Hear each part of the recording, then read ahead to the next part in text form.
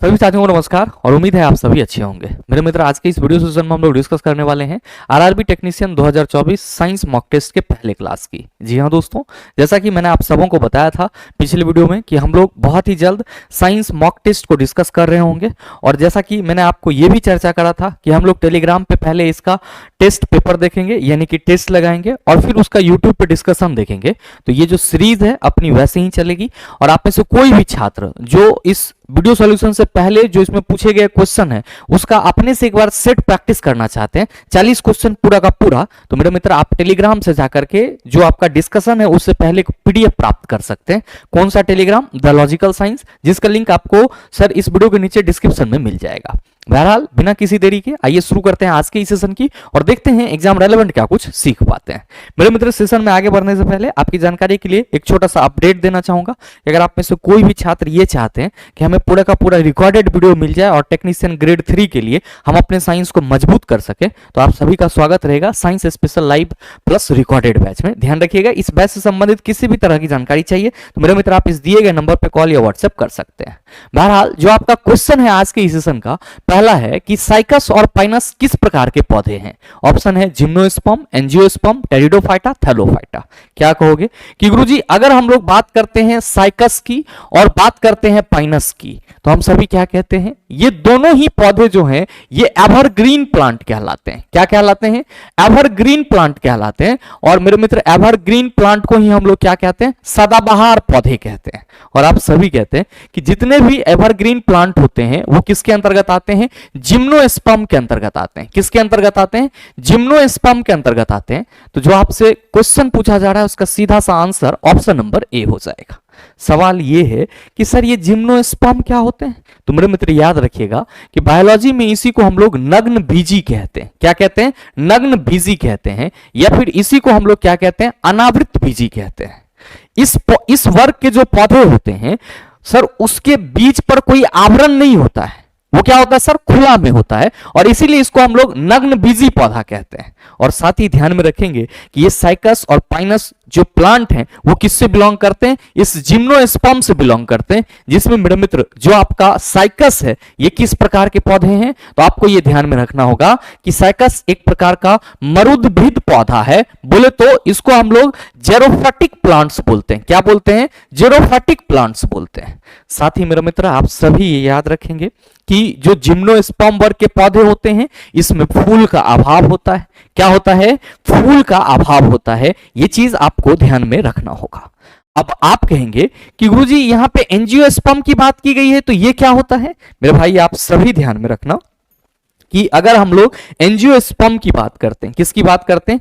Angiosperm की, तो इसको हम लोग क्या कहते हैं? आवृत बीजी। क्या कहते हैं? आवृत बीजी, यानी कि इसके बीज के ऊपर में क्या होता है? आवरण होता है। इसका बीज जो है वो एक लेयर से ढका हुआ होता है।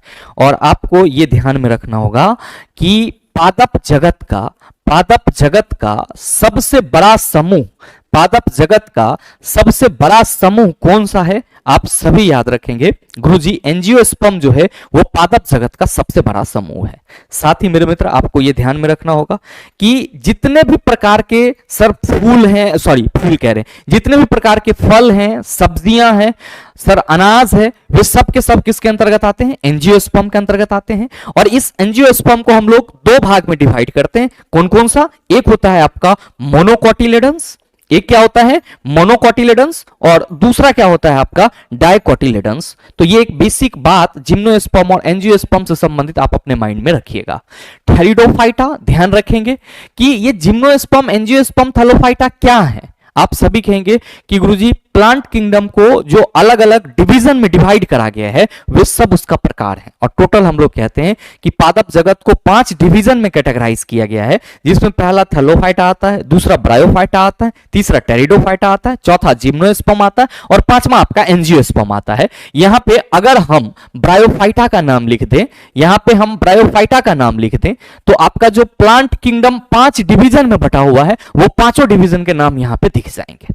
याद रखिएगा कि ये जो आपका टेरिडोफाइटा है, सर इसका एग्जाम्पल क्या हो जाता है? जितने भी फर्न हैं वे सभी किसके एग्जाम्पल हैं? टेरिडोफाइटा के एग्जाम्पल हैं। और आपको ध्यान में रखना होगा कि टेरिडोफाइटा को क्या कहा जाता है? सर पुराना संवहन पौधा कहा जाता है। इसकी जो सर वेस्कुलेटर सिस्टम होती है वो थोड़ा सा आप कह सकते हो कि जो जटिल या विकसित प्लांट होते हैं उस जैसा नहीं होती है, लेकिन अवेलेबल होती है, इसीलिए इसको हम लोग क्या कहते हैं, पुराना संवहन पौधा। क्या कहते हैं, पुराना संवहन पौधा। तो ये चीज आप सभी ध्यान में रखना, ध्यान देना कि ब्रायोफाइटा को क्या कहते हैं, पादप जगत का उभयचर, पादप जगत का उभयचर। और ऐसे सवाल आपसे पूछे जा सकते हैं, ये चीज ध्यान में रखेंगे। Amphibian of the plant kingdom is known as bryophyta. अब थैलोफाइटा के अंतर्गत कौन आएगा, आप सभी याद रखेंगे कि शैवाल और लाइकेन किसके अंतर्गत आ जाएंगे, थैलोफाइटा के अंतर्गत आ जाएंगे। और थैलोफाइटा इसको क्यों बोल रहे हैं, क्योंकि इसका शरीर जो है वो जड़, तना, पत्तियों में विभाजित नहीं होता है, थैला के समान होता है, इसीलिए इसको हम लोग थैलोफाइटा बोलते हैं। तो उम्मीद करते हैं आप इस क्वेश्चन को समझ पाए होंगे। आइए बात करते हैं अगले सवाल की। अगला है क्वेश्चन नंबर 2 कि मनुष्यों में वह सिंड्रोम जिसमें किसी व्यक्ति की दैहिक कोशिका में 3 लिंग गुणसूत्र ट्रिपल एक्स होते हैं कहलाते हैं, क्लाइनफेल्टर्स, टर्नर, डाउन, सुपर फीमेल। क्या होगा इसका आंसर। मेरे मित्र आपसे सवाल करा जा रहा है कि मनुष्य में वह सिंड्रोम जिसमें किसी व्यक्ति की दैहिक कोशिका में 3 लिंग गुणसूत्र यानी कि ट्रिपल एक्स होते हैं उसको क्या कहते हैं। ध्यान देंगे कि यहाँ पे क्लाइनफेल्टर्स, टर्नर, डाउन, सुपर फीमेल ये क्या है, सब के सब सिंड्रोमेटिक डिजीज हैं, या आप कह सकते हो एक तरह से अनुवांशिक रोग जो होता है वो है। आप कहेंगे कैसे, तो ध्यान देंगे कि ये जो क्लाइनफेल्टर्स है इसका पूरा नाम हम लोग क्या लिखते हैं, क्लाइनफेल्टर सिंड्रोम लिखते हैं। और ये जो टर्नर है इसका पूरा नाम हम लोग क्या लिखते हैं, टर्नर सिंड्रोम लिखते हैं। और मेरे मित्र ये जो आपका डाउन है इसको हम लोग डाउन सिंड्रोम पढ़ते हैं। क्या पढ़ते हैं, डाउन सिंड्रोम पढ़ते हैं। अब आपको यह ध्यान में रखना होगा कि क्लाइनफेल्टर सिंड्रोम में क्या होता है, क्लाइनफेल्टर सिंड्रोम में क्या होता है कि इस डिजीज से जो पीड़ित व्यक्ति होते हैं यानी कि मेल होते हैं सर, उसमें एक एक्स्ट्रा कॉपी एक्स क्रोमोसोम होता है। यानी कि आप ये कह सकते हो a person with extra copy of X chromosome यानी कि वैसा व्यक्ति जिसके जो आपका लैंगिक गुणसूत्र है या जो लिंग गुणसूत्र हैं उसमें एक एक्स्ट्रा कॉपी एक्स क्रोमोसोम का होता है, हम लोग क्या कहते हैं कि सर वो क्लाइनफेल्टर सिंड्रोम से ग्रसित है। अब मेरे मित्र टर्नर सिंड्रोम की जब बारी आती है तो ध्यान में रखेंगे कि इसमें आप सबों को मालूम है कि फीमेल के पास 2 क्रोमोसोम होते हैं, सेक्स क्रोमोसोम, आप कहेंगे XX। लेकिन अगर कोई फीमेल टर्नर सिंड्रोम से पीड़ित है तो उसके बॉडी में क्या होता है, आप सभी कहेंगे क्या कहेंगे कि female with only one x chromosome. यानी कि अगर कोई फीमेल सिर्फ और सिर्फ एक क्रोमोसोम एक्स क्रोमोसोम धारण करती है तो आप ये कह सकते हैं वो टर्नर सिंड्रोम से पीड़ित है। अब ध्यान देंगे डाउन सिंड्रोम में क्या होता है, तो मेरे मित्र डाउन सिंड्रोम में जो व्यक्ति होता है उसमें क्या होता है, तो जो 21वां क्रोमोसोम होता है वो अधिक होता है यानी कि एक्स्ट्रा होता है। यानी कि आप ये कह सकते हो कि इसमें 21वां क्रोमोसोम एक्स्ट्रा होता है। और मेरे भाई जो सुपर फीमेल है इसमें क्या होते हैं सर, ट्रिपल एक्स यानी कि 3XX क्रोमोसोम होते हैं। और सुपर फीमेल रोग को हम लोग क्या कहते हैं, तो इसको हम लोग ट्रिपल एक्स सिंड्रोम के नाम से भी जानते हैं। याद रखिएगा कि सुपर फीमेल को हम लोग किस नाम से जानते हैं, ट्रिपल एक्स सिंड्रोम के नाम से भी जानते हैं। तो कई बार आपके एग्जाम में यह सवाल भी पूछ लिया जाता है कि ट्रिपल एक्स सिंड्रोम का निम्नलिखित में से दूसरा नाम है, आप कहेंगे सुपर फीमेल। और आपके इस क्वेश्चन का आंसर आप सभी कहिएगा ऑप्शन नंबर डी हो जाएगा। क्यों, क्योंकि हमसे पूछा जा रहा है कि मनुष्य में वह सिंड्रोम जिसमें किसी व्यक्ति की दैहिक कोशिका में 3 लिंग गुणसूत्र ट्रिपल एक्स होते हैं क्या कहलाते हैं, तो आप कहेंगे ट्रिपल एक्स सिंड्रोम। अब बाद बाकी के जो सिंड्रोम देख रहे हैं उसमें क्लाइनफेल्टर सिंड्रोम में कोई मेल है जिसमें एक एक्स्ट्रा एक्स क्रोमोसोम है। अब टर्नर सिंड्रोम में कोई फीमेल है जिसके बॉडी में केवल एक्स क्रोमोसोम है। और डाउन सिंड्रोम में जो व्यक्ति है उसका 21वां क्रोमोसोम जो है वो अधिक है, सुपर फीमेल में 3 आपका एक्स क्रोमोसोम है। तो आप बता दो सही आंसर, आप कहेंगे ऑप्शन नंबर डी लेके जाएगा। अगला सवाल देख लो, क्वेश्चन नंबर 3 आपसे पूछा जा रहा है कि पोलियो किसके द्वारा होता है? बैक्टीरियोफेज के द्वारा, एक सूत्रीय आरएनए वायरस के द्वारा, एक सूत्री डीएनए वायरस के द्वारा, दो सूत्री डीएनए वायरस के द्वारा। क्या कहिएगा कि गुरुजी हम सबों को मालूम है कि जो वायरस होते हैं वो दो प्रकार के होते हैं। एक तो होता है अपना आरएनए वायरस, एक क्या होता है हमारा आरएनए वायरस, और दूसरा क्या होता है हमारा डीएनए वायरस। तो मेरे मित्र आप सभी को यह ध्यान में रखना होगा कि पोलियो किसके कारण होता है? आप सभी कहेंगे पोलियो वायरस के वजह से होता है। किसके वजह से? पोलियो वायरस के वजह से होता है। और आपको यह ध्यान में रखना होगा कि जो पोलियो वायरस है ये क्या है, तो आप सभी याद रखेंगे सिंगल स्ट्रैंडेड आरएनए वायरस। क्या है? सिंगल स्ट्रैंडेड आरएनए वायरस, मतलब एक सूत्रीय आरएनए वायरस। तो जो आपसे सवाल पूछा जा रहा है कि पोलियो किसके द्वारा होता है, आप सभी कहेंगे एक सूत्रीय आरएनए वायरस के द्वारा होता है।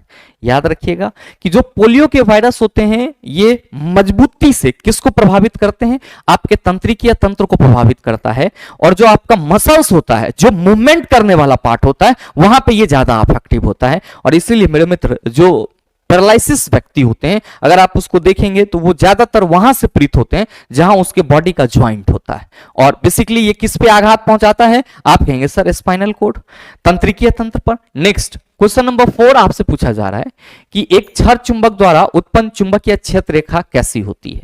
ऑप्शन है इसके उत्तरी ध्रुव से निकलती है और इसके पूर्वी ध्रुव पर समाप्त होती है, इसके दक्षिणी ध्रुव से निकलती है और इसके उत्तरी ध्रुव पर समाप्त होती है, इसके उत्तरी ध्रुव से निकलती है और इसके दक्षिणी ध्रुव पर समाप्त होती है, इसके दक्षिणी ध्रुव से निकलती है और इसके पूर्वी ध्रुव पर समाप्त होती है। क्या ये सवाल आपसे ना बनेगा? आप सभी कहेंगे गुरुजी right answer of this question is option number C, कि जो क्षार चुंबक द्वारा उत्पन्न चुंबकीय क्षेत्र रेखा होती है वो उत्तरी ध्रुव से निकलती है और दक्षिणी ध्रुव पर समाप्त होती है।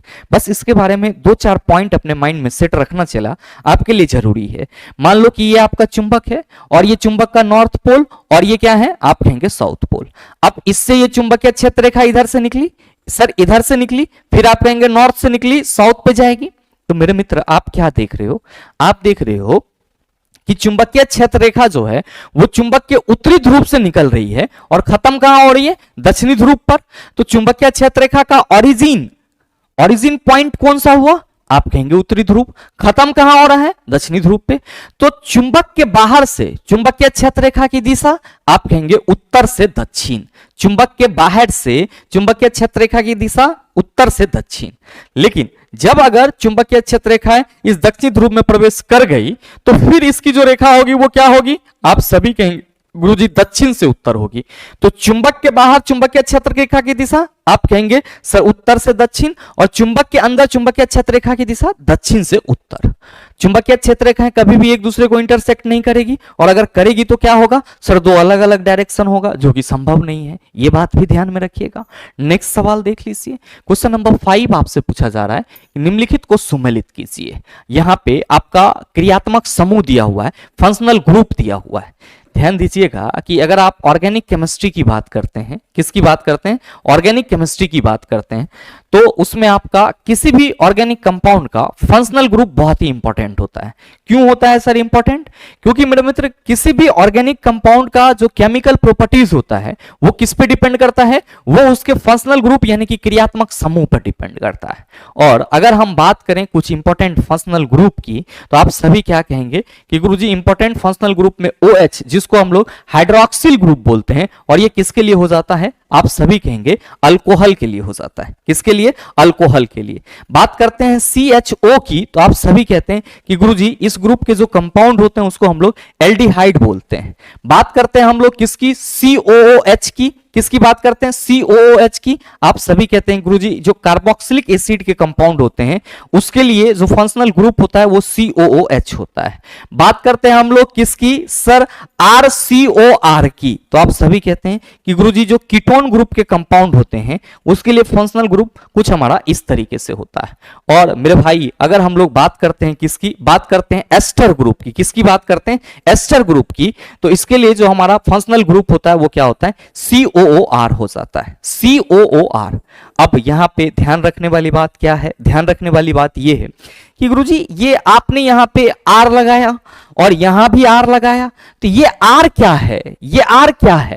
तो आपको ये ध्यान में रखना होगा कि R जो है इसको हम लोग एल्कील ग्रुप बोलते हैं।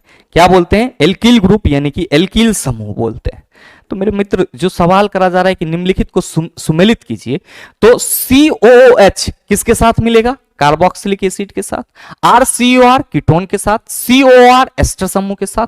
तो एक के साथ कौन मिल रहा है? C मिल रहा है। दो के साथ कौन मिल रहा है गुरुजी? B मिल रहा है। तीन के साथ कौन मिल रहा है? आप कहेंगे A मिल रहा है। तो एक C, दो B और तीन A ऑप्शन नंबर D में है। सही आंसर आपका ऑप्शन नंबर D हो जाएगा। नेक्स्ट क्वेश्चन देखिएगा, क्वेश्चन नंबर 6 आपसे पूछा जा रहा है कि ओजोन निम्नलिखित में से कौन सा कथन गलत है? ओजोन ऑक्सीजन के 2 परमाणु द्वारा बना होता है, गलत है। ओजोन जो है ये ऑक्सीजन के 3 परमाणु द्वारा बना होता है और ओजोन ऑक्सीजन का अपरूप है। अगर आपसे ये सवाल कर दिया जाए, अगर आपसे सवाल कर दिया जाए कि ऑक्सीजन का एलोट्रॉप्स, ऑक्सीजन का एलोट्रॉप्स, तो आप सभी क्या कहेंगे? ओजोन, जिसका अनुसूत्र आप कहिएगा O3 होता है। ठीक, अब गलत कथन चुनना था और पहला ही आपने गलत सेलेक्ट कर लिया है।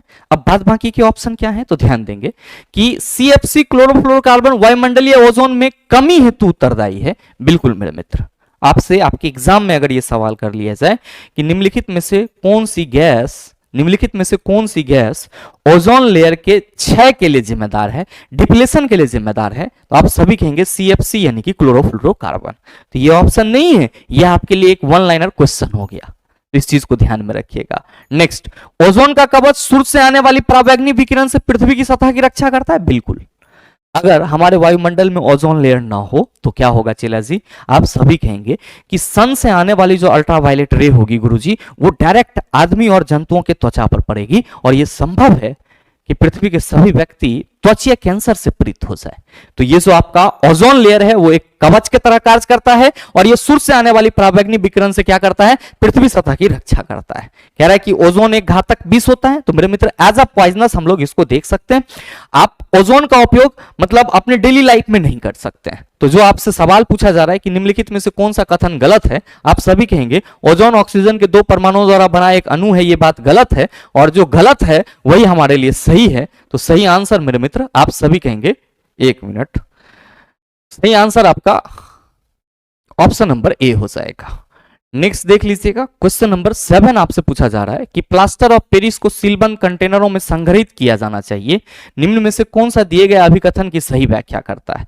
पहला है कि यह वायु में मौजूद नमी से अभिक्रिया करके कठोर ठोस में परिवर्तित हो जाता है, यह सूर्य के प्रकाश की उपस्थिति में अपघटित हो जाता है, यह ऑक्सीजन की उपस्थिति में अपघटित हो जाता है, यह वायु में मौजूद ऑक्सीजन से अभिक्रिया करके कठोर ठोस में परिवर्तित हो जाता है। क्या होगा इसका आंसर?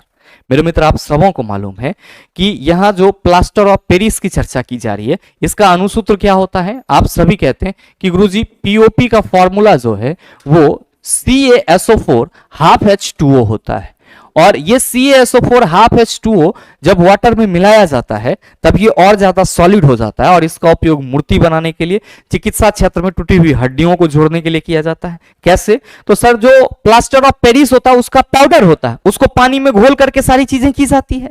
तो जाहिर सी बात है कि अगर आप प्लास्टर ऑफ पेरिस को सीलबंद कंटेनर में संग्रहित नहीं करेंगे तो जो वायु में नमी होगी, यानी कि वायु में जो वाटर की मौजूदगी होगी, उससे ये धीरे धीरे क्या करेगा? अभिक्रिया करेगा और अपने आप को ठोस में बदलना शुरू कर देगा। फिर मेरे मित्र वो आपके यूज का नहीं रहेगा, यानी कि खराब हो जाएगा। इसीलिए क्या किया जाता है? तो सर प्लास्टर ऑफ पेरिस को सीलबंद कंटेनरों में संग्रहित किया जाता है।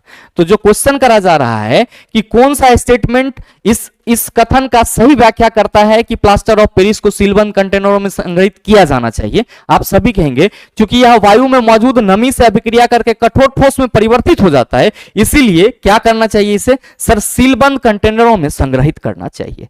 ध्यान रखिएगा कि ये प्लास्टर ऑफ पेरिस का निर्माण किससे होता है? आप कहेंगे जिप्सम से। क्या होता है सर जिप्सम का फॉर्मूला? तो मेरे भाई अगर आपसे कभी भी जिप्सम की बात कर ली जाए तो आप सभी कहेंगे CaSO4 2H2O। क्या कहिएगा? CaSO4 2H2O और इसका पूरा नाम आप कहेंगे कैल्शियम सल्फेट डाइहाइड्रेट और इसका रासायनिक नाम तो आप सभी कहेंगे कैल्शियम सल्फेट हेमीहाइड्रेट।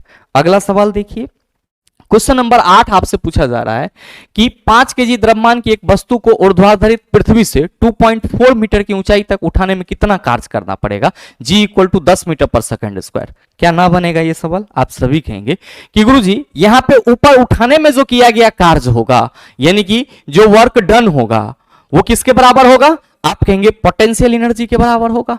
तो पोटेंशियल एनर्जी के लिए फॉर्मूला आप कहते हो mgh। तो किया गया कार्य ऊपर उठाने में, कहिएगा वस्तु का द्रव्यमान 5 kg है, g का वैल्यू 10 और h 2.4, ये पॉइंट हटा दो चला, ये यहां से कटेगा। W equal to 120 joule is the right answer of this question. Next question number 9 आपसे पूछा जा रहा है कि निम्नलिखित में से किस कोशिकांग को कोशिका की आत्मघाती थैली के रूप में जाना जाता है। आप सभी कहेंगे लाइसोसोम को आत्मघाती थैली के रूप में जाना जाता है। राइबोसोम को आप सभी कहेंगे प्रोटीन के फैक्ट्री के रूप में जाना जाता है। किस रूप में जाना जाता है? प्रोटीन के फैक्ट्री के रूप में जाना जाता है। और मेरे मित्र ध्यान देंगे कि अंतःप्रादावी जालिका इंडोप्लाज्मिक रेटिकुलम, इसको किस रूप में जाना जाता है? तो आप सभी याद रखिएगा कोशिका के हाईवे के रूप में इसे जाना जाता है। किस रूप में? कोशिका के हाईवे के रूप में जाना जाता है।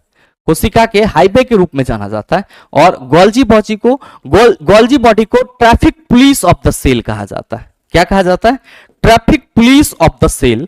तो ये चीज भी आप सभी ध्यान में रखिएगा। बहरहाल अगला सवाल आपके सामने है। क्वेश्चन नंबर 10 पूछा जा रहा है कि यूरेनियम 92-238 से 7 अल्फा किरण और 4 बीटा कणों का उत्सर्जन होने पर अंतिम तत्व की परमाणु संख्या एवं द्रव्यमान संख्या क्या होगी? क्या यह सवाल आपसे बनेगा? बिल्कुल बनेगा। ध्यान दीजिएगा कि क्वेश्चन करा जा रहा है कि यूरेनियम जिसका परमाणु संख्या 92 और परमाणु द्रव्यमान 238 है, इससे जब 7 अल्फा किरण यानी कि 7 अल्फा कण और मेरे मित्र 4 बीटा कण उत्सर्जित होते हैं, तो जो नया परमाणु X बनेगा उसका परमाणु द्रव्यमान क्या हो, परमाणु संख्या क्या होगी, उसकी परमाणु संख्या क्या होगी और परमाणु द्रव्यमान क्या होगी, ये आपको बताना है। आप कहेंगे कि गुरुजी ये बन तो जाएगा, लेकिन हमें एक चीज जरूर मालूम होनी चाहिए कि एक अल्फा कण निकलने से किसी रेडियो एक्टिव जो परमाणु होते हैं उस पर प्रभाव क्या पड़ता है, और किसी एक बीटा कण के निकलने से जो रेडियो एक्टिव एटम होते हैं उस पर क्या प्रभाव पड़ता है। तो आपको यह ध्यान में रखना होगा कि अगर किसी रेडियो एक्टिव एलिमेंट से एक अल्फा रे निकलता है यानी कि एक अल्फा कण निकलता है, तो याद रखिएगा कि परमाणु संख्या 2 कम जाती है, परमाणु संख्या 2 कम जाती है और परमाणु द्रव्यमान 4 कम जाती है। और इसी तरीके से मेरे मित्र अगर किसी रेडियो एक्टिव एलिमेंट से एक बीटा कण निकलता है तो परमाणु संख्या में 1 की वृद्धि होती है, परमाणु संख्या में 1 की वृद्धि होती है और परमाणु द्रव्यमान नियत रहता है। परमाणु द्रव्यमान क्या होता है? याद रखना, नियत रहता है।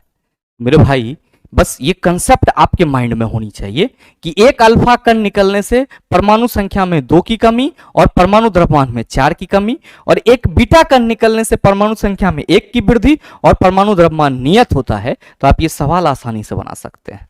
बात करी जा रही है यूरेनियम में से 7 अल्फा कण निकालने की, तो परमाणु संख्या कितना कम होगी? आप कहेंगे 1 निकलेगा तो सर 2 कम जाएगा, लेकिन कितना निकल रहा है? 7, तो परमाणु संख्या कितना माइनस होगा? आप कहेंगे 7 दूना 14, तो ये कितना हो गया? आप कहिएगा 8 और 4 12 हो जाएगा गुरुदेव, और ये 7 1 8 9 हो जाएगा। कितना हो जाएगा? 7 1 8 9 हो जाएगा। ध्यान दीजिएगा कि 78 और 4, आप कहेंगे 8 78 4 82 10 92, तो परमाणु संख्या कितना हो गया? आप सभी कहेंगे सर 78। परमाणु संख्या कितना हो गया? आप कहेंगे 78। अब ध्यान देंगे कि परमाणु द्रव्यमान 4 कम जाती है, तो मेरे मित्र आपने एक अल्फा कण निकाला तो परमाणु संख्या 2 कम हुई, एक अल्फा कण में परमाणु संख्या 2 कम हुई, तो यहां पे 7 था तो 14, अब एक में परमाणु द्रव्यमान 4 कम होगी, 7 है तो आप कहेंगे 28 कम होगी। तो मेरे मित्र यहां पे जो आपका परमाणु द्रव्यमान होगा वो एक अल्फा कण निकालने से अगर 4 कम होती है तो 7 निकालने से कितना होगा? आप कहेंगे 28 कम हो जाएगा। तो ये कितना हो जाएगा? 8 में से 8 जाएगा 0 और 3 में से 2 गया, आप सभी कहेंगे 1, और मेरे मित्र ये आपका 210 हो जाएगा।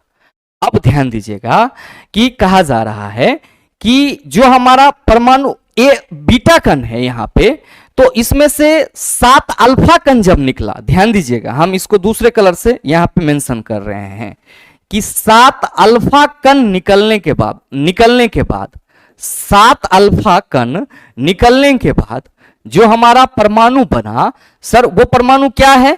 तो उसका मान लो कि x, इसका परमाणु संख्या 78 और परमाणु द्रव्यमान कितना? आप कहेंगे 210।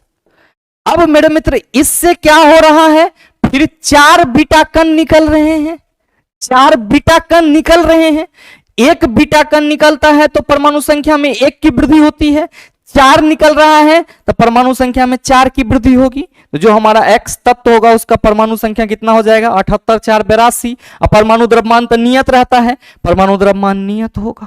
तो मेरे भाई जो आपसे सवाल करा जा रहा है कि यूरेनियम 92 238 से 7 अल्फा किरण और 4 बीटा कणों का उत्सर्जन होने पर अंतिम तत्व की परमाणु संख्या एवं द्रव्यमान संख्या क्या होगी? आप कहेंगे 82 और 210। तो सही आंसर ऑप्शन नंबर ए हो जाएगा।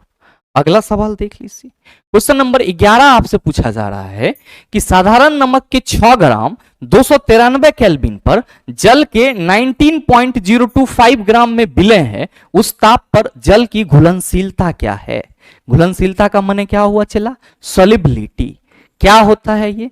सर इसी को हम लोग हिंदी में विलयता भी कहते हैं। क्या कहते हैं? विलयता भी कहते हैं, या फिर इसी को हम लोग सॉल्युबिलिटी, घुलनशीलता के नाम से भी जानते हैं।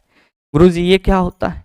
तो याद रखिएगा कि प्रति 100 ग्राम विलय में, प्रति 100 ग्राम विलायक में, विलय नहीं, प्रति 100 ग्राम विलायक में घुलने वाली जो विलय की मात्रा होती है वो उस विलायक की क्या कहलाती है? विलयता यानी कि सॉल्युबिलिटी कहलाती है। और मेरे भाई जब भी हम विलयता निकालते हैं यानी कि सॉल्युबिलिटी निकालते हैं तो फॉर्मूला इसके लिए क्या लिखते हैं? सर विलय बटा विलय बटा विलय बटा विलायक, विलय बटा विलायक गुना 100। शॉर्ट फॉर्म में इसी को W बटा W गुना 100। छोटा वाला W विलय को बता रहा है, बड़ा वाला W विलायक को बता रहा है। अब यहां कह रहा है कि साधारण नमक के 6 ग्राम 293 केल्विन पर जल के 19.025 ग्राम में विलय है। तो जो विलय पदार्थ है वो क्या है? आप कहेंगे गुरुजी क्वेश्चन में जो पदार्थ कम मात्रा में होगा वो विलय होगा, जो ज्यादा मात्रा में होगा वो विलायक। तो विलय हमारा नमक है, तो 6 बटा विलायक आप कहिएगा जल 19.025 इंटू 100। मेरे भाई इसको आप सॉल्व कर लेना, भाग दे लेना, ये वैल्यू कितना आएगा? 31.53 और परसेंटेज लगेगा तो सही आंसर ऑप्शन नंबर सी हो जाएगा। नेक्स्ट सवाल देख लो। क्वेश्चन नंबर 12 आपसे पूछा जा रहा है कि निम्नलिखित में से कौन सा कथन गलत है? मानव शरीर में आयोडीन की कमी से एनीमिया होता है, बिल्कुल गलत है। मानव शरीर में आयोडीन की कमी से घेंघा रोग हो सकता है या थायराइड ग्रंथि में सूजन हो सकता है। तो मेरे भाई ये कहा जा रहा है मानव शरीर में आयोडीन की कमी से एनीमिया होगा और रक्तता आप सभी कहेंगे आयरन की कमी से होगा। ये तो सर पूरी तरीके से गलत कथन है।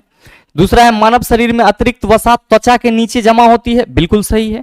प्रोटीन से मानव शरीर में ऊतकों के निर्माण और अनुरक्षण में सहायता मिलती है, ये भी सही है। मानव शरीर को खनिज पदार्थ की आवश्यकता कम मात्रा में होती है, ये भी बात सही है। तो आपका गलत कौन सा है? आप कहेंगे ऑप्शन नंबर ए। चलिए जी याद रखिएगा कि अगर हम लोग अपने शरीर में पोषक तत्वों की बात करते हैं तो जो हमारा कार्बोहाइड्रेट है, साथ में जो प्रोटीन है और जो फैट है, विटामिन है और उसके बाद आपका मिनरल्स है, फाइबर है, तो ये सब भोजन के वैसे रूप हैं, वैसे फॉर्म है जिससे हमें अलग अलग चीज की पूर्ति होती है। कार्बोहाइड्रेट और फैट हमें ऊर्जा प्रदान करती है, प्रोटीन हमारे मसल्स के डेवलपमेंट के लिए जरूरी होता है, विटामिन और मिनरल्स को हमारे शरीर को कम मात्रा में आवश्यकता होती है। किस लिए? तो जो मेटाबॉलिज्म प्रोसेस है उसको सुचारू तरीके से चलाने के लिए। तो जो सवाल आपसे करा जा रहा है कि कौन सा कथन गलत है, तो मानव शरीर में आयोडीन की कमी से एनीमिया होती है, ये बात तो गलत है ही। साथ में ये जो कहा जा रहा है कि मानव शरीर में अतिरिक्त वसा त्वचा के नीचे जमा होती है, ये भी आपको याद रखना है। और ध्यान में रखेंगे कि प्रोटीन से मानव शरीर में क्या होगा? ऊतकों के निर्माण और अनुरक्षण में मदद मिलती है, मतलब हमारा जो मसल्स है उसको उसके डेवलपमेंट में मदद मिलती है। और मानव शरीर को खनिज पदार्थों की आवश्यकता आप कहेंगे कम मात्रा में होती है। कार्बोहाइड्रेट, प्रोटीन और फैट इसकी मात्रा ज्यादा होती है, जबकि हमारे शरीर में विटामिन और मिनरल्स की जो आवश्यकता होती है वो कम मात्रा में।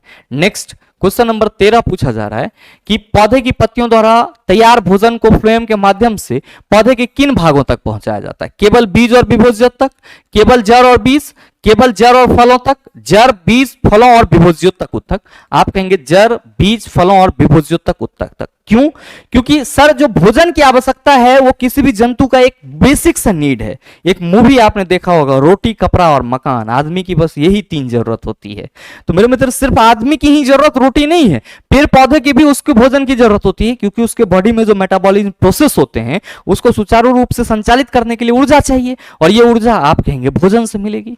तो मेरे मित्र जो कहा जा रहा है कि पौधे की पत्ती द्वारा तैयार भोजन को फ्लोएम के माध्यम से पौधे के किन भागों तक पहुंचाया जाता है, तो आप सभी कहेंगे कि गुरुजी मेटाबॉलिज्म प्रोसेस तो पौधे के हर एक भाग में होगी, तो जाहिर सी बात है कि पौधे के हर एक भाग को ऊर्जा की जरूरत होगी। तो आप क्या कहिएगा कि गुरुजी भोजन पौधे के जड़ तक भी जाएंगे, बीज तक भी जाएंगे, फल और विभोज्य तक भी जाएंगे, ताकि ये सभी अपना जो प्रॉपर फंक्शन है उसको सुचारू रूप से परफॉर्म कर पाए।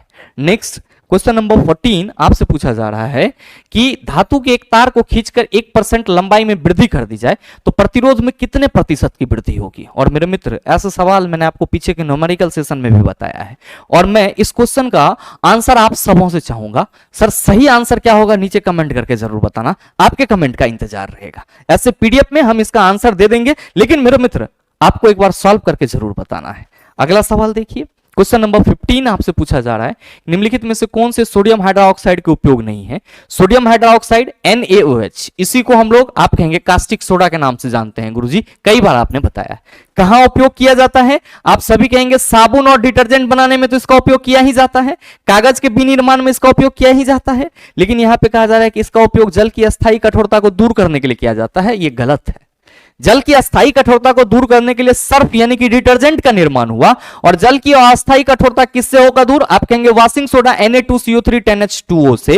तो जो आपसे सवाल पूछा जा रहा है निम्नलिखित में से कौन से सोडियम हाइड्रोक्साइड के उपयोग नहीं है, तो आप कहेंगे कि गुरुजी स्टेटमेंट 3 जो है ये सोडियम हाइड्रोक्साइड के उपयोग नहीं है, इसीलिए हमारा जो सही आंसर होगा वो क्या होगा? ऑप्शन नंबर सी, केवल 3। नेक्स्ट क्वेश्चन देखिए, क्वेश्चन नंबर 16 आपसे पूछा जा रहा है कि यदि समान लंबाई और मोटाई वाले टंगस्टन मैग्नीज और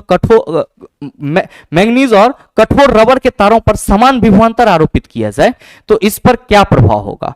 टंगस्टन के तार से अधिक धारा प्रवाहित होगी, कठोर रबर के तार से अधिकतम धारा प्रवाहित होगी, सभी तारों में समान धारा प्रवाहित होगी, मैग्नीज के तार से अधिकतम धारा प्रवाहित होगी। क्या कहोगे कि गुरुजी धारा की प्रवाह जो है वो प्रतिरोध और प्रतिरोधकता पर डिपेंड करती है।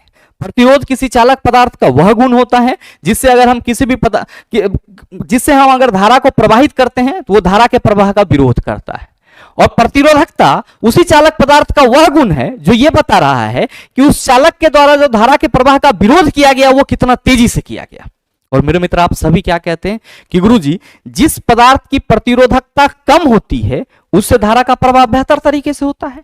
और हम अपने क्वेश्चन में देख रहे हैं बात टंगस्टन, मैग्नीज और कठोर रबर की जा रही है, तो हम सीधा सीधा ये कहेंगे कि यहां पे जो टंगस्टन है, जो टंगस्टन धातु है, इसकी प्रतिरोधकता इन तीनों से कम होगी, तो जाहिर सी बात है कि इससे जो प्रवाहित धारा का मान होगा वो क्या होगा? आप कहेंगे अधिकतम। That's why right answer of this question is option number A. बात बाकी इसमें तो कुछ सोचना ही नहीं था। अगला क्वेश्चन नंबर 17 आपसे पूछा जा रहा है निम्नलिखित में से किस रासायनिक अभिक्रिया के द्वारा बेकिंग सोडा का निर्माण किया जाता है? क्या मेरे मित्र ये सवाल आपसे ना बनेगा? मैंने इसके लिए इंपॉर्टेंट सॉल्ट करके सर साइंस इंपॉर्टेंट टॉपिक वाले प्लेलिस्ट में वीडियो ऐड करा है, इंपॉर्टेंट सॉल्ट करके।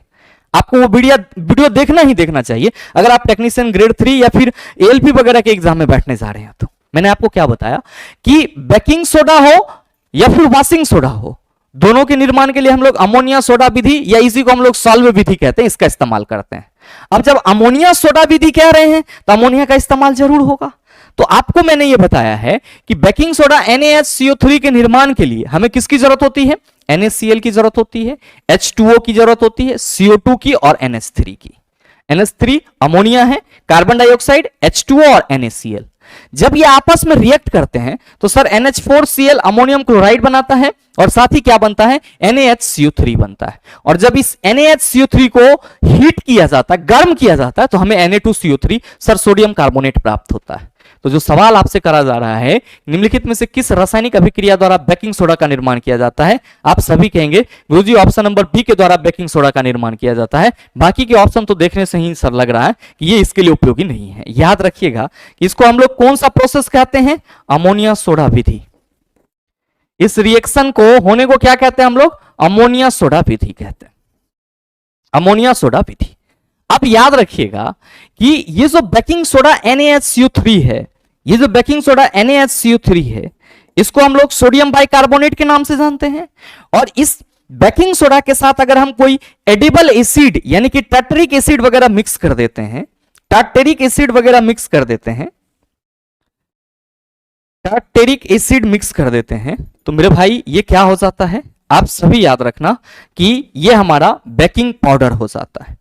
तो कई बार आपके एग्जाम में ये सवाल पूछ लिया जाता है कि बेकिंग पाउडर निम्नलिखित में से किसका मिश्रण होता है? आप सभी कहेंगे बेकिंग सोडा और एडिबल एसिड या फिर टार्टरिक एसिड का मिश्रण होता है। अगला क्वेश्चन नंबर 18 आपसे पूछा जा रहा है कि जीवाश्म ईंधन के जलने से होने वाले प्रदूषण को कम करने के तरीके की पहचान करें। गुप्त ऊष्मा को कम करके? नहीं, ये तो अपने हाथ में नहीं है, क्योंकि गुप्त ऊष्मा एक ऐसी छुपी हुई ऊष्मा है जो किसी भी पदार्थ के अवस्था को परिवर्तित करने के लिए जरूरी होता है।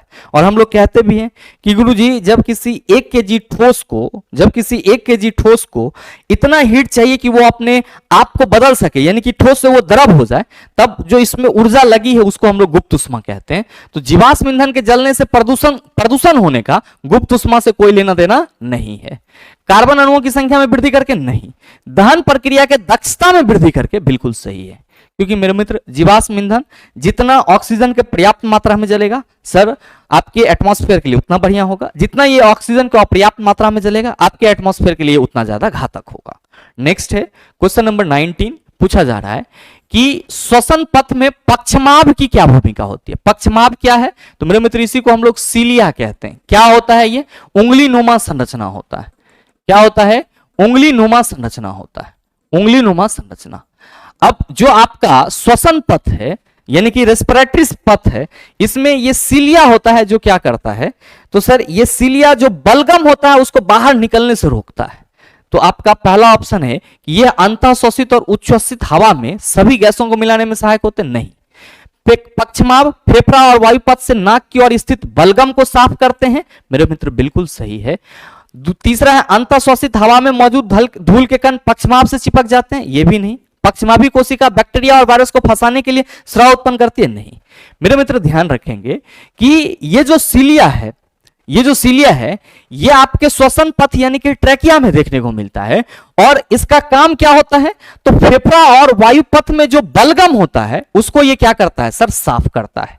और आप सभी ये ध्यान में रखेंगे कि जो दूषित वायु होता है सर उसको फिल्टर करने का बहुत हद तक काम भी ये सीलिया करता है। तो इस चीज को भी ध्यान में रखिएगा। बाद बाकी आपके इस क्वेश्चन के लिए सही आंसर ऑप्शन नंबर बी हो जाएगा। अगला सवाल देखिएगा, क्वेश्चन नंबर 20 आपसे पूछा जा रहा है, निम्नलिखित में से किस सूचक के साथ बेकिंग सोडा का विलयन मिलाने पर समानतः हरा रंग प्राप्त होता है? ध्यान दीजिएगा, मिथाइल ऑरेंज, हल्दी, फिनोलेफ्थिलीन, चाइना रोज, इससे संबंधित सवाल पूछे जाते हैं। तो आपको ये पूरा चार्ट ही अपने माइंड में सेट कर लेना है कि जो लिटमस है वो अम्ल के साथ लाल रंग देगा सर, क्षार के साथ नीला रंग। मिथाइल ऑरेंज अम्ल के साथ लाल रंग, क्षार के साथ पीला रंग।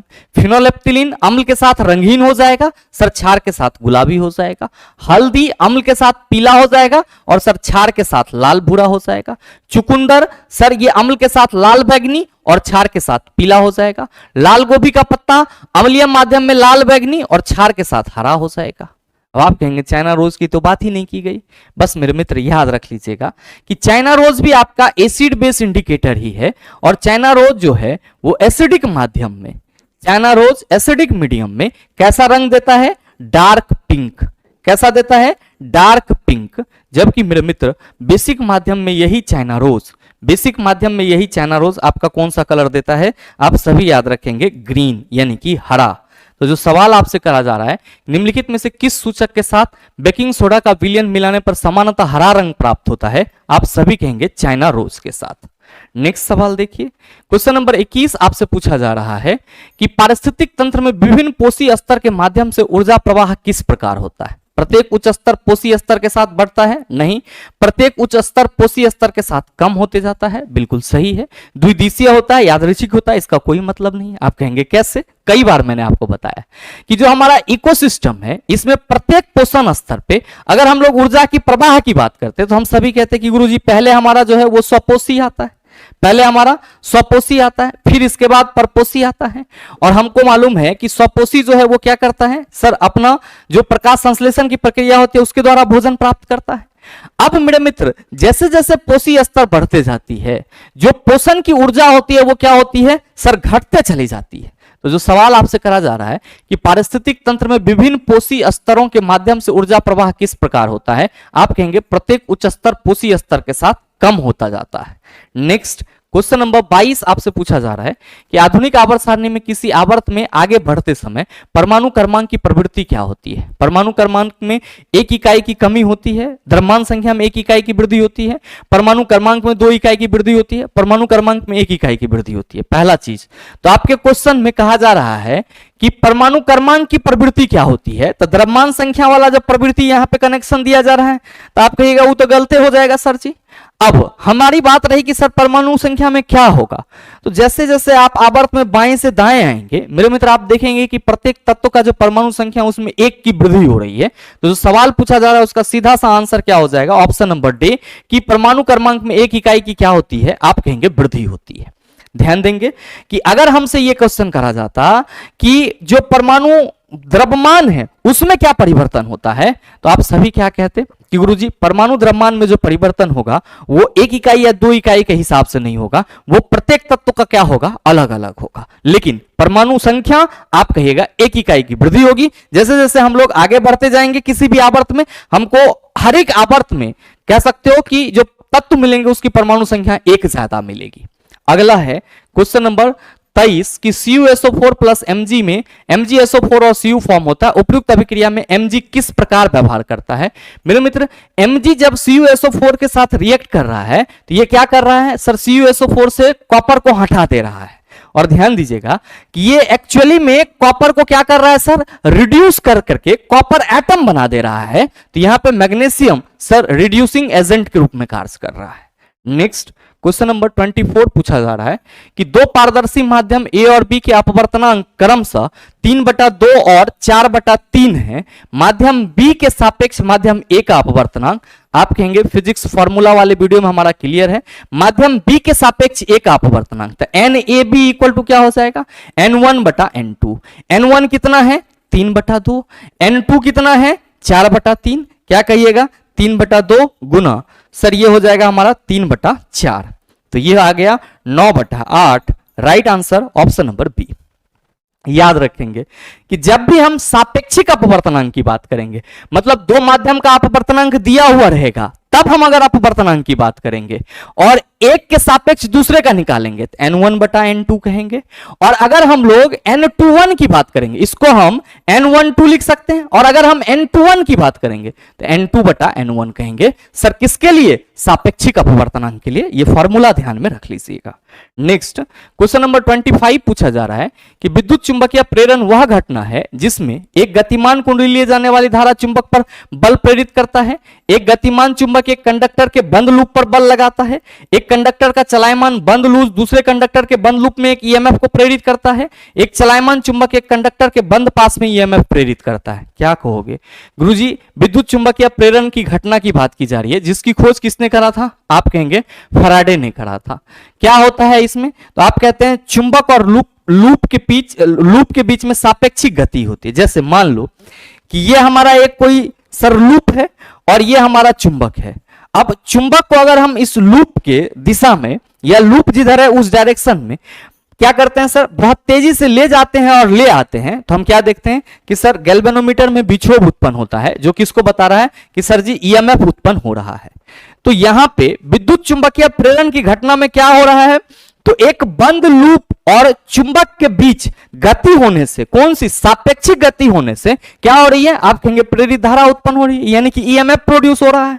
तो आपके पहले ऑप्शन में कि एक गतिमान कुंडली ले जाने वाली धारा चुंबक पर बल प्रेरित करता है, आप कहेंगे नहीं होगा। एक गतिमान चुंबक एक कंडक्टर के बंद लूप पर बल लगाता है, नहीं होगा। एक कंडक्टर का चलायमान बंद लूप दूसरे कंडक्टर के बंद लूप में एक ईएमएफ को प्रेरित करता है, बिल्कुल नहीं। एक चलायमान चुंबक एक कंडक्टर के बंद पास में ईएमएफ प्रेरित करता है। That is the right answer of this question. अगला सवाल देखिए, क्वेश्चन नंबर 26 कि निम्नलिखित में से कौन सा कथन पौधे में जल परिवहन का सही वर्णन करता है। जड़ दबाव वह प्रक्रिया है जो दिन के दौरान जालम में पानी की मुख्य प्रेरक शक्ति है, आप कहेंगे नहीं। वह प्रक्रिया जिसमें रंध्र के माध्यम से जल वाष्प के रूप में जल की हानि होती है वाष्पोत्सर्जन कहलाता है, इसको रिजर्व में रखते हैं। वह प्रक्रिया जिसके द्वारा जड़ों की जालम कोशिका से पत्तियों में पानी खींचा जाता है उसे ट्रांसलोकेशन कहते हैं, गलत है। ट्रांसलोकेशन क्या होगा सर, भोजन के एक जगह से दूसरी जगह जाने के लिए होगा। रंध्र से पानी की नुकसान की प्रक्रिया एटीपी के रूप में ऊर्जा की आवश्यकता करती है, नहीं होगा। मेरे मित्र, मैंने यहां पे 3 ऑप्शन को कट कर दिया और एक ऑप्शन को बोला रिजर्व रहने देते हैं। अब ये बताओ कि जल परिवहन के लिए मैंने अपने सेशन में आपको क्या कंटेंट दिया है। सर कंटेंट आपने ये दिया है कि पौधे में जल का सतत रूप से प्रवाह हो, इसके लिए पौधे के शरीर में वाष्पोत्सर्जन की प्रक्रिया का होना बहुत ही जरूरी है। क्यों? क्योंकि वाष्पोत्सर्जन प्रक्रिया के द्वारा क्या होता है, पौधे के शरीर में जो सर अतिरिक्त जल होते हैं वो बॉडी से बाहर निकल जाते हैं। तो अतिरिक्त जल अगर बॉडी से बाहर निकलता है तो पौधा क्या करता है सर, मिट्टी से लगातार पानी को अवशोषित करते रहता है। तो जो सवाल है कि कौन सा कथन पौधे में जल परिवहन का सही वर्णन करता है, तो पौधे में सतत रूप से जल का परिवहन होता रहे, इसके लिए सर सही वर्णन क्या है, आप कहेंगे वाष्पोत्सर्जन की प्रक्रिया। तो सही आंसर हमारा ऑप्शन नंबर बी हो जाएगा। नेक्स्ट क्वेश्चन नंबर 27 पूछा जा रहा है कि MnO2 plus 4HCl MnCl2 plus 2H2O plus Cl2 दी गई अभिक्रिया के अनुसार इनमें से कौन सा कथन गलत है। और ऐसा सवाल, इवन ये सवाल भी मैंने आपको कई बार कराया है और मैं ये मॉक टेस्ट का मेरा पर्पस ही है कि आपका माइंड शार्प हो। और चला जी, इस क्वेश्चन का होमवर्क भी इस क्वेश्चन का आंसर भी मैं आप सबों से होमवर्क में चाहूंगा, नीचे कमेंट करके जरूर बताइएगा। पहले सर कमेंट करके जवाब दे दीजिए कि इस क्वेश्चन का सही आंसर क्या है, उसके बाद आप अगले क्वेश्चन पे आइएगा। अगला क्वेश्चन जो आपके सामने है, क्वेश्चन नंबर 28 कि एक मोटर गाड़ी जिसका द्रव्यमान 3000 किलोग्राम है 36 किलोमीटर प्रति घंटा के वेग से चल रही है। 30 सेकंड में गाड़ी का वेग घटकर 27 किलोमीटर प्रति घंटा हो जाता है। गाड़ी पर लग रहे औसत मंदन बल का मान क्या होगा। क्या कहोगे कि गुरुजी बल कोई भी हो हम F = ma के रूप में ही निकालेंगे। बस फर्क ये है कि हमारे क्वेश्चन में जो मास दिया हुआ है वो 3000 kg है और साथ में यहां पे टाइम कितना है हमारा 30 सेकेंड है और पहले किस वेग से चल रही है 36 किलोमीटर पर घंटा के वेग से, 36 किलोमीटर पर आवर। तो 36 किलोमीटर पर आवर को हमें मीटर पर सेकंड में चेंज करने के लिए 5/18 से गुना करना होगा और जो हमारा अंतिम वेग है वो क्या है 27 किलोमीटर पर आवर। तो इसको मीटर पर सेकंड में बदलने के लिए 5/18 से गुना करना होगा और टी कितना है सर जी 30 सेकंड। तो क्या मेरे भाई आपसे एफ ना निकलेगा? क्या कहिएगा गुरुजी 3000 ये 3000 क्या m, अब a कैसे निकलेगा? तो a तो v माइनस, इसी को हम m into v minus you बटा टी ना कह सकते हैं, चला कहिएगा बिल्कुल। तो v कितना हो जाएगा? तो आप कहेंगे सर 3 × 27, 3 × 6 = 18, 3 × 3 = 9 और 3 × 2 = 6, ये 15/2 कितना हो गया 7.5 मीटर पर सेकेंड, 18 × 2 = 36, ये हो गया 10 मीटर पर सेकेंड। तब v कितना है सर जी 7.5, यू आप कहिएगा 10 और बटा टी कितना है चला 30 सेकेंड। तो 3000 गुना आप कहिएगा -2.5 और बटा 30, ये जीरो एक कैंसिल कर देगा, आप कहेंगे बिल्कुल। अच्छा पॉइंट हटाइएगा तो एक और जीरो आएगा सर, ये भी इसको कैंसिल कर देगा, ये भी इसको क्या करेगा कैंसिल कर देगा।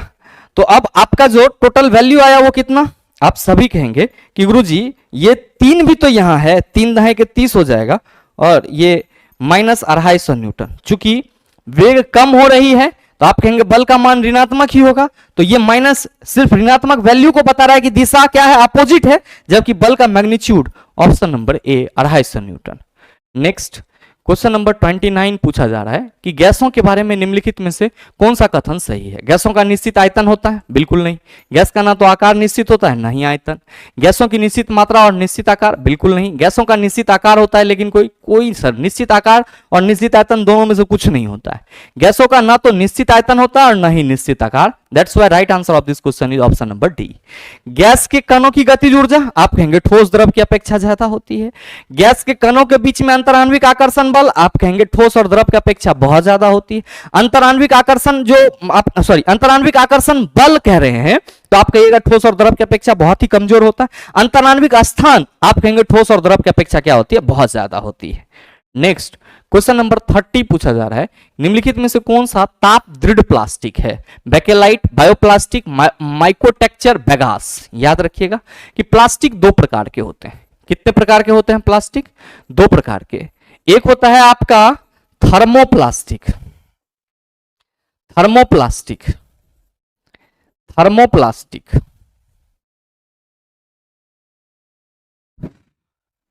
और दूसरा होता है आपका थर्मोसेटिंग प्लास्टिक। थर्मोप्लास्टिक क्या होता है कि सर हीट देने से मेल्ट हो जाता है, हीट देने से मेल्ट हो जाता है। जबकि मेरे मित्र थर्मोसेटिंग प्लास्टिक जो होता है वो हीट देने से रिजिड होता है, यानी कि कठोर होता है, रिजिड होता है। आपसे सवाल करा जा रहा है निम्नलिखित में से कौन सा ताप दृढ़ प्लास्टिक है? याद रखना बेकेलाइट जो है वो क्या है? ताप दृढ़ प्लास्टिक है। क्वेश्चन नंबर 31 पूछा जा रहा है कि जब क्रमशः 4500 एंगस्ट्रम, 5400 एंगस्ट्रम और 600 एंगस्ट्रम तरंगदैर्घ्य वाली प्रकाश किरणें एक प्रिज्म से होकर गुजरती है तो विचलन कोण होगा। मैंने आपको बताया है चिला कि विचलन कोण क्या होता है?